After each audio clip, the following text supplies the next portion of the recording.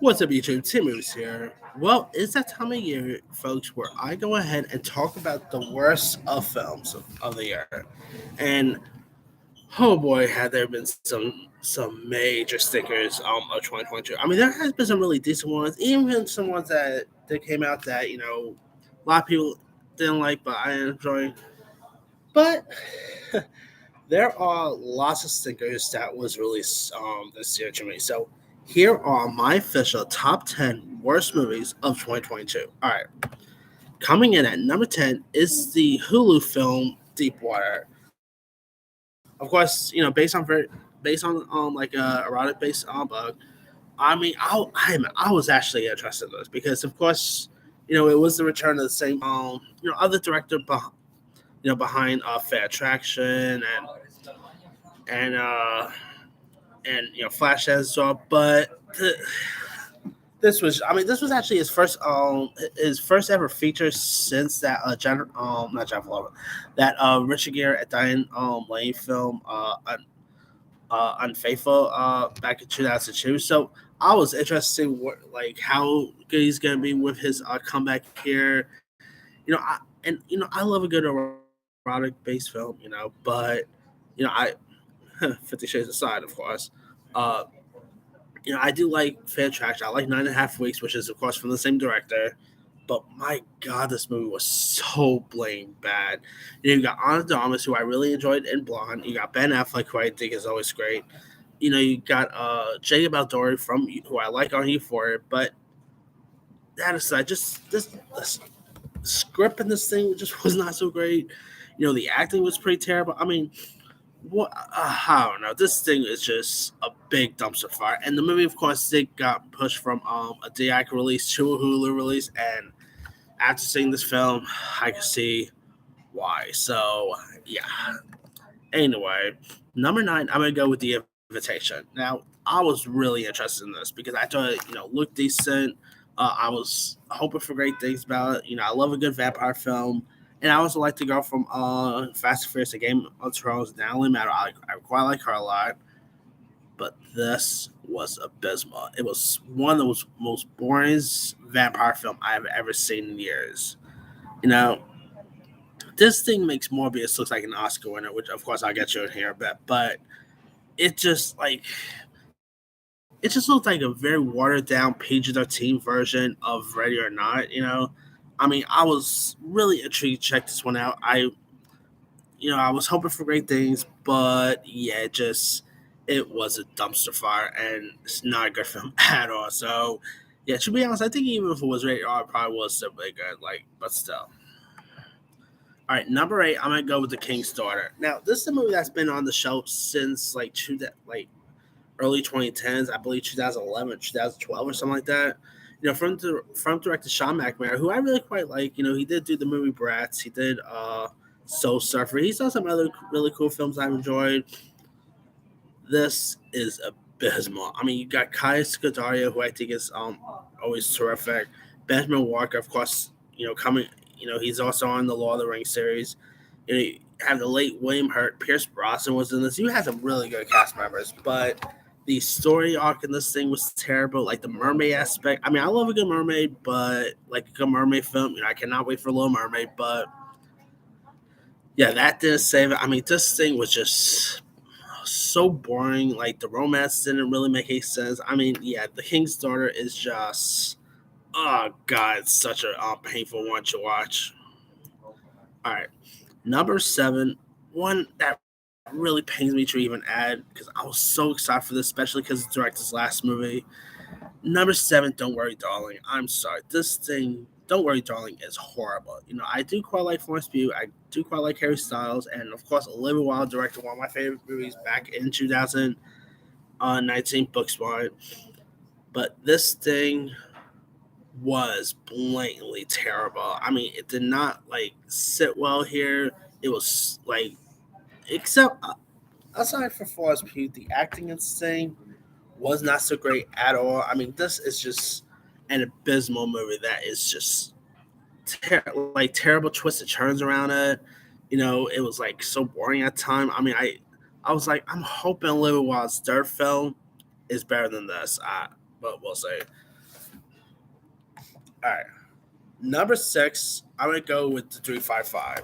Now, I was at least intrigued to check this one out because I do quite like the cast. I like Jessica Chastain. I like Lupita Nyong'o and all, but this I should have knew better. This was the second film from director Simon Kinberg, who for some every reason made his directorial debut be Dark Phoenix, and I was hoping maybe Dark Phoenix was just, I don't know, bad day in the office for him. Maybe that was just his step down because that was a big film.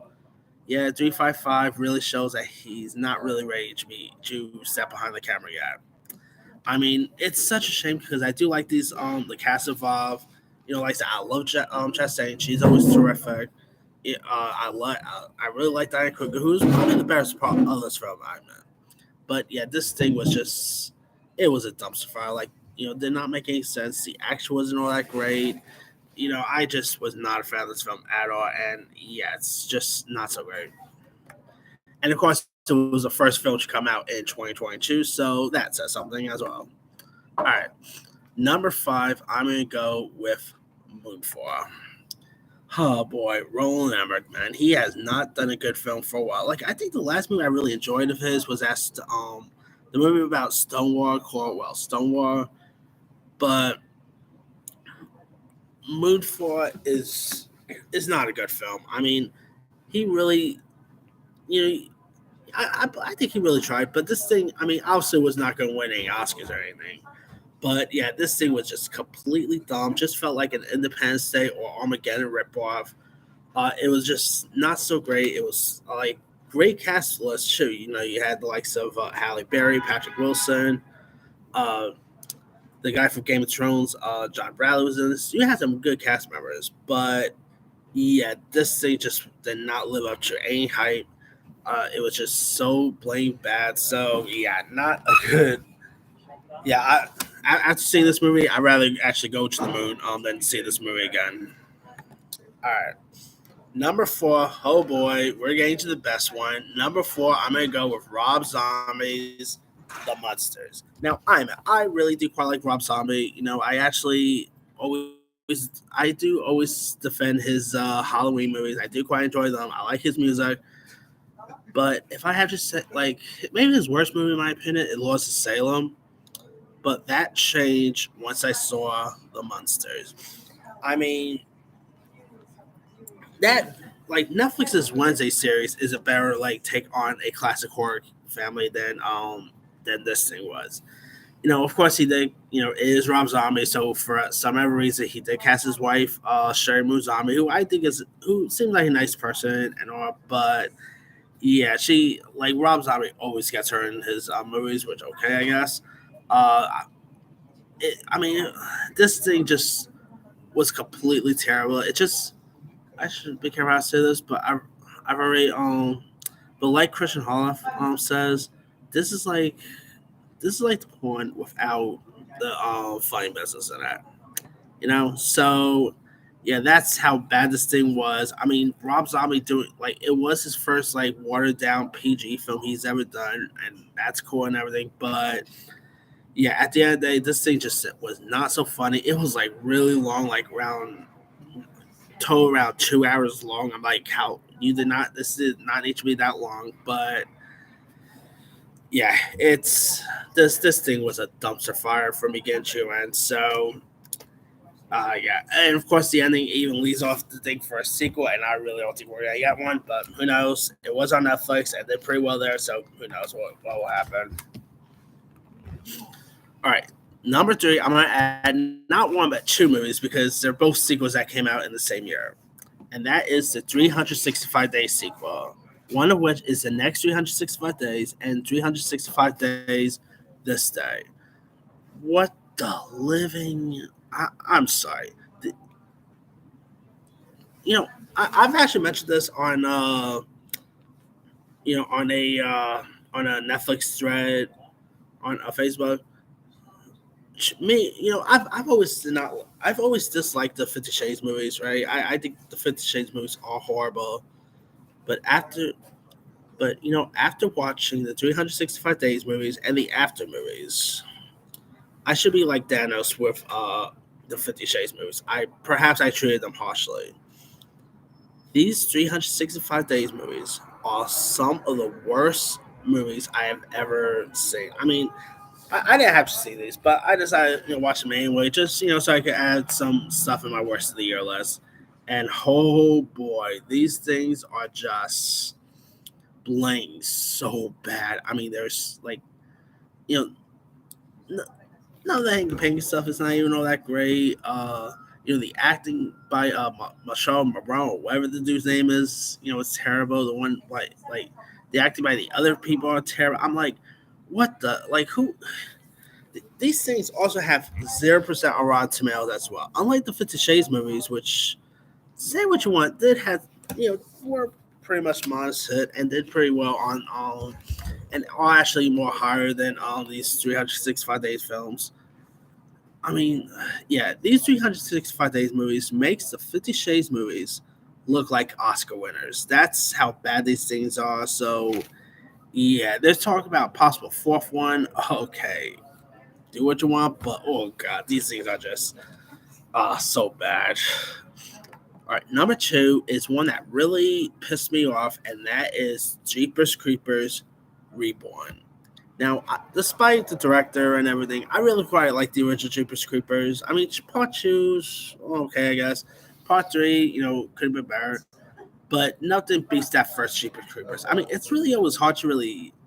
I mean, it is always hard to really fathom with that Jeepers Creepers, especially because how sick the director is and everything. But that is, I still think the original is a really fun, entertaining horror film, a really cool slasher. And when they announced that they were going to do a reboot, I was like, okay, could this, I don't know, be like the Halloween of Jeepers Creepers movies? What's going on? Yeah, this Jeepers Creepers thing was abysmal. This thing sucked from beginning to end. Poor Dee Wallace, by the way. I mean, I love Dee Wallace, but she's literally in two of my worst movies of the year: Jeepers Creepers Reborn and Monsters. Oh, poor Dee Wallace. I mean, her acting in these movies, like in these terrible movies, should be considered as elder abuse. I'm sorry. It's yeah. I guess poor lady has to read, but still, poor Dee Wallace, man. And she was only in like the very beginning too. So there's that. But yeah, I mean the act like some of the characters in this thing, I kid you not. I was like this movie made me really you know really root for the creeper. I was literally just waiting for the creeper just to kill everyone in the like just everyone here.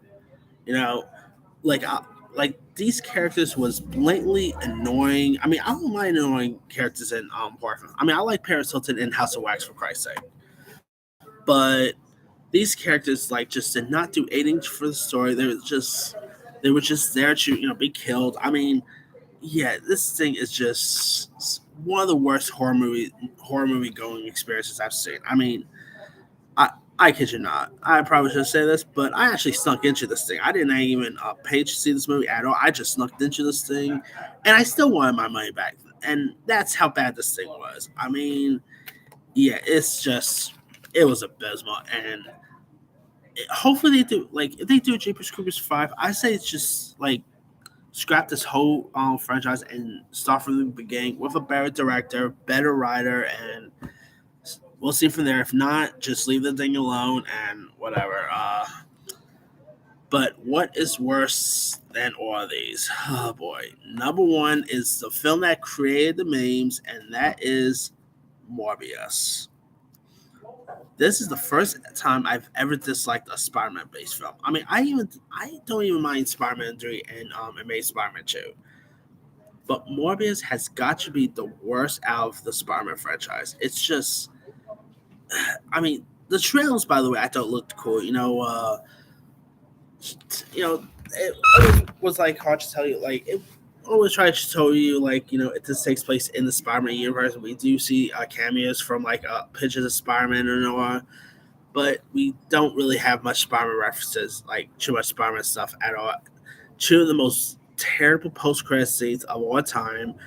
The acting in this is abysmal. I mean, that part, the girl in this, by the way, thank God she bounced this off with Andor. So that's like talk about cool, and of course Matt Smith bouncing off with House of Dragons, so that's cool, guys. And I do quite like Jared Leto. I think the dude, he is an Oscar-winning actor, of course, but even he was not good enough to save this film. I mean, this is just it's one of the worst superhero movies I have seen in years. I mean, I'm hoping, Crave. I really quite like the Venom movies too, but I am hoping Kraven the Hunter and Madam Web and the other Spider-Man, Sony Spider-Man, villain verse movies become spared. But yeah, we shall see. And Morbius takes the cake as one of the worst films of the year. I mean, one of the worst comic book adaptations I've seen since probably 2015's Fantastic Four. That's how bad this thing was, and yeah, I cannot recommend this movie at all. But that's pretty much it. Here's my quick rundown: 10, Deep Water; 9, The Invitation; 8, King's Daughter; 7, Don't Worry, Darling; 6, The 355; 5, Moonfall; 4, Rob Zombie's The Monsters; 3, The 365 Days films; 2, Jeepers Creepers Reborn; and number 1 is Morbius. Now, there are some dishonorable matches I could have added to. Jurassic World Dominion. I thought that movie was terrible, but it's to me that's more of a disappointing film than straight up terrible. So that I'm actually going to do my top 10 disappointing movies of the year, and that will definitely be on that list. Fantastic Beasts: Secrets of Dumbledore was pretty. Only Harry Potter movie I truly disliked. A few others. Let's see what else we got here. Oh yeah, Home Team with Kevin James. That was pretty terrible. Redeeming Love was horrible. I quite enjoyed The Bubble. I don't care what it says. I did not mind that Texas Chainsaw film, so there's that. Let's see. Man for Toronto with Kevin Hart was a pretty abysmal one. So yeah, my fake boyfriend was not so great. Uh,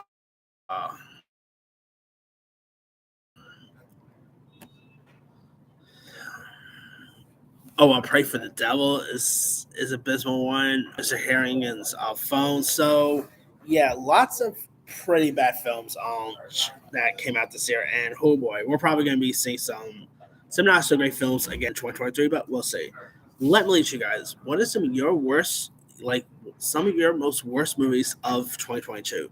Drop comments below. Don't forget to like, subscribe, hit that bell for notification. This is Simon signing out.